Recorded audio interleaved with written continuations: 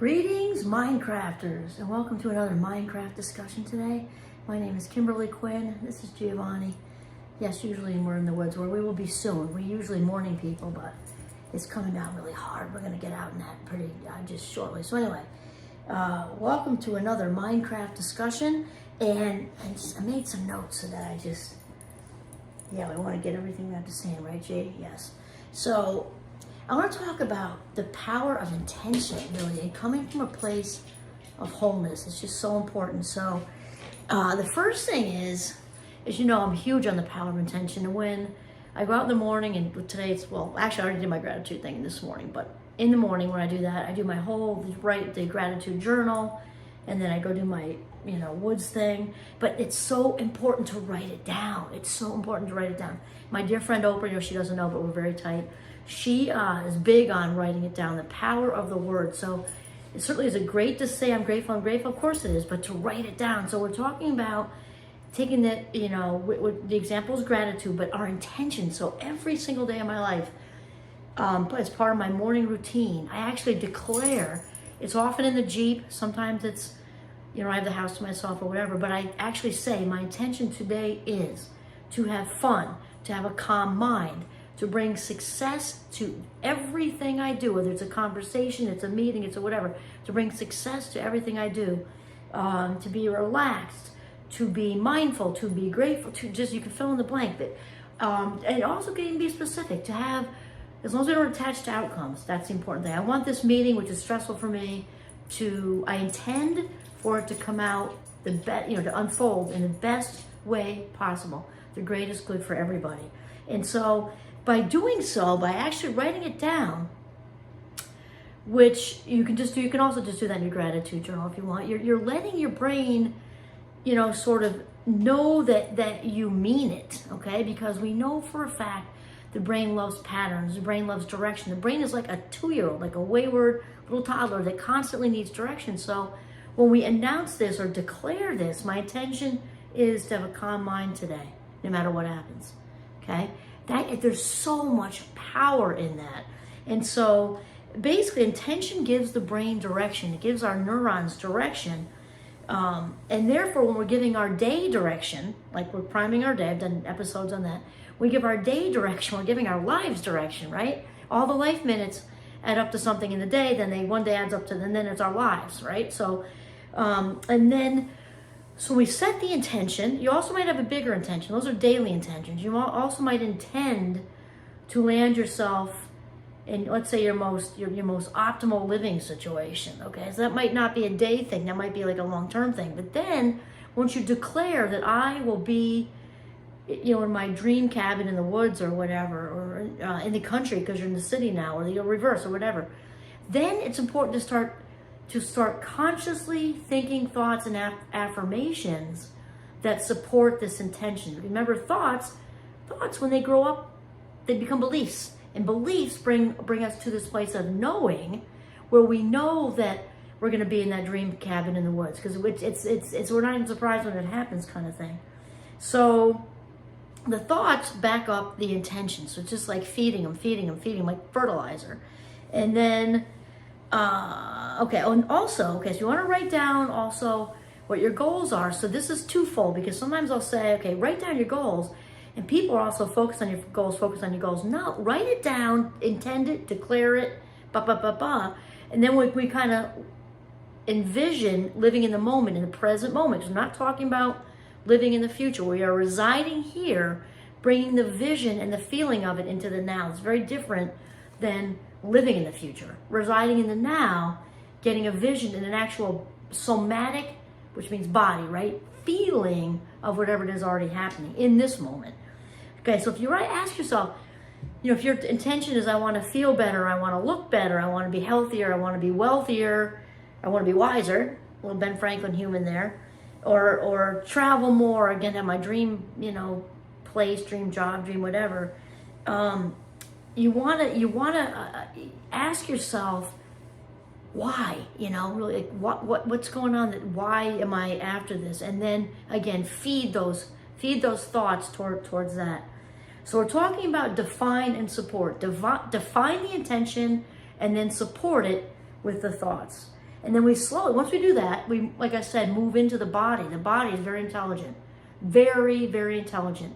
And the language of the body is feelings, language of the mind is thoughts. And we are one. Some mind, some body, some spirit, obviously. So then we move into the body and actually feel whatever our heart's desire is as if it's already happened. And you're gonna, this is funny because I was inspired by Joe Dispenza today, and he was saying something that I already do. Like he said, talk to yourself. And when people catch me talking to myself, which is harder these days, everybody, a lot of people have earbuds in. Back in the day, they didn't. So if you were walking down the street talking to yourself, that person might have schizophrenia. I would never make a joke out of that. I'm just saying the truth. In the 70s, if somebody were talking to themselves, people would stare because it wasn't like now where you're probably having a conversation with somebody wirelessly. So it's different. But I've been talking to myself for years, and thankfully I do not have anything like that going on.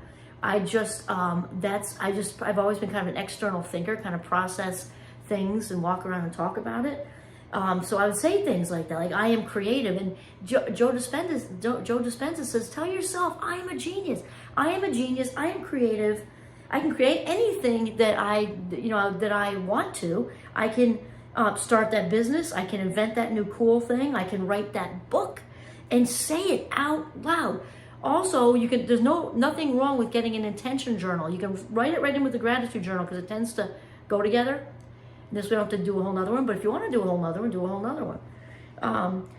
And then we realize, and just say to yourself, the universe is in my favor. The universe wants what is best for me. The universe is responding to every single thought I think, which you got to watch because the universe is hearing all of it. So we've gotten into that in other episodes. You want to filter the good stuff out and let the stuff you don't want go away without thinking that you don't want it, because whatever you're focusing on, even if you don't want it, it's going to bring more of what you don't want. So got to be mindful of that. So we're staying with the positive here. The universe knows what I want. The universe knows my heart. The universe knows my best interest. The universe knows what would have me living my highest vibe, whole and completely satisfied and fulfilled best life. And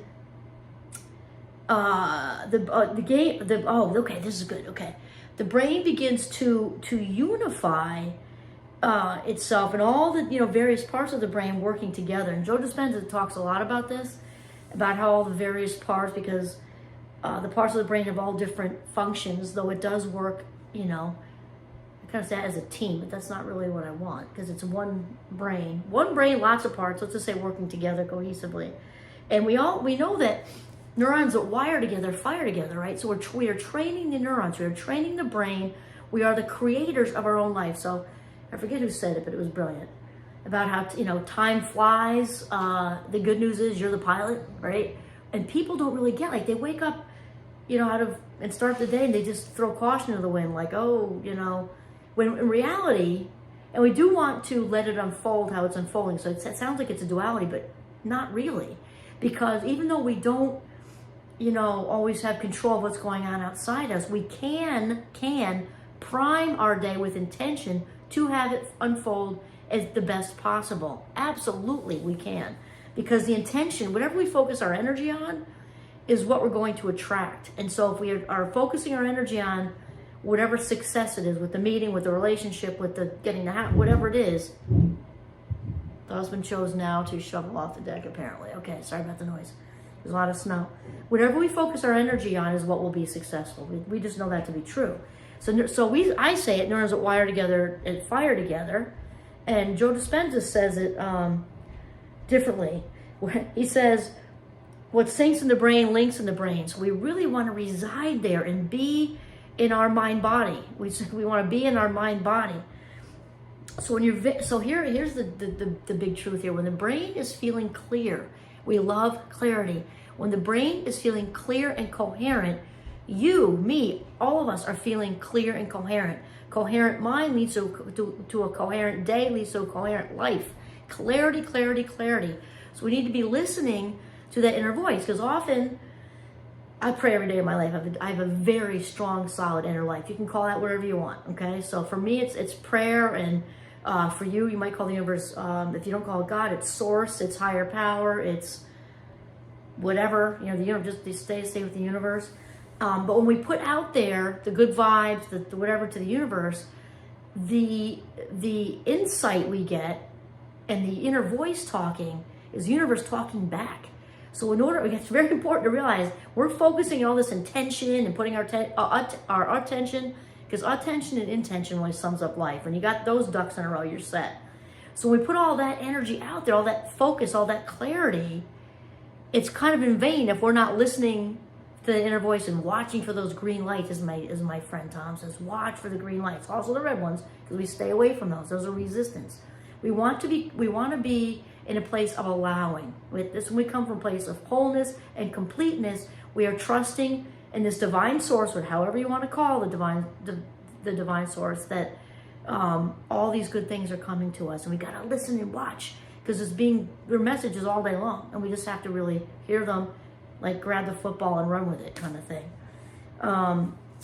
Good. Okay, so then your choices, thinking clearly and making, okay, so when we're thinking clearly, we're making good choices. And I'm not talking about deciding who you're going to marry. Well, yes, deciding who you're going to marry, if anyone, deciding the job, all those really big ones.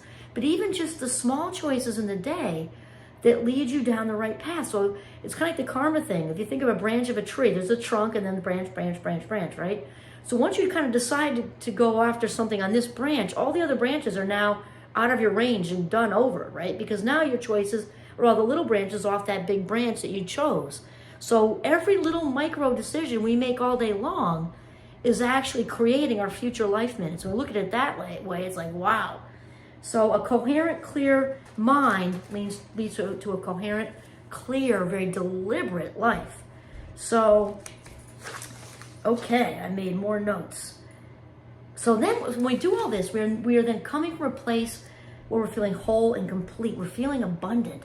And when we're feeling abundant, we're not in a place of wanting anymore. And what a blissful place to be in, because in gratitude, I think it was Melody Beatty who says this. She says a lot more about it, but gratitude makes what we have into being enough. When we're in that place where what we have is enough, it just keeps landing in our laps. It's like a faucet you can't shut off. Not that you want to, but you can't. It just, because the universe is like, okay, they can handle this, let me give them more. When we aren't grateful for what we have, the universe is like, I use the Christmas present or birthday present idea. Somebody walks in and gives you this beautiful present, all wrapped and gorgeous with bows, and they hand it to you and they put all this thought into it, and then you say, oh, thanks, you put it on the table. You say, I'll check it out later. I mean, I wouldn't hold your breath waiting for another gift, right? Well, same thing with the universe. We're coming from this place of wholeness and completeness and gratitude, where the smallest gift the universe gives us is huge, then more and more comes. So then, how does an abundant person feel? Oh my God, because this is me. Like, I'm out in the woods very soon, right after this video, and it's just coming. You can hardly see it snowing so hard. I can't wait. And I just know it's going to be intoxicating out there. How does an abundant person feel? We feel great to be alive. We feel grateful for the smallest of things. For me, I've taken 1,000 gazillion pictures of the trees and the little. I love the snow art and the ice art and how it defies gravity. I was just at Jay Peak, the ski resort near us, a little while ago, and the higher up you go to the top, the trees look like they're out of. The graphics are incredible. They're like ice trees, and they have all these, and they just defy gravity. These heavy ice, but they're not falling down. They're just bent. It looks like Whoville, kind of. Only, the reality version, but it's just so beautiful. And the abundant person notices all of it. The drops. I just took a bunch of pictures of literally before the snow, and it was not snowing a few days, like a week ago. There were these drops and they froze, and they made these cool, like raindrops on a tree, and I used it for a picture for one of the videos because it was just so amazing. We just noticed all of it. So it's basically being in the abundant person is feels like in this place of spiritual intoxication. That's the best way I can really say it. And when we're in this place, first of all, the gratitude brings healing, like immediately when your heart is allowing great gratitude and it's healing. And we are in awe of life. We're just in awe of life. If I thought this wasn't going to turn around and fall over, I would show you the outside. You can't even, it's snowing so hard you can't see. And it's really when this feeling of spiritual intoxication, awe for life, and it's just that it's all come together, and this connection that we're all part of it. It sounds cheesy, but it's real, and you're not going to get it till you're there. You know, it's just this, and it's so peaceful. It's so peaceful because you feel so enough, no more, no less, just so harmonious is, I guess, the best word I can really think of, and so ultra aware of this beautiful gift of life that, you know, is today. Just so grateful to be alive. And when we're like this, we can see the green lights like shining, like go this way. It makes life actually so much easier because the green lights become easier to see, and then self-doubt is banished, absolutely banished, because we're in this place of allowing, and we just follow. It's like, okay, I guess I go this way now. Okay, I guess I go this way now, because it's so clear and it becomes so easy, and more abundance happens. And really,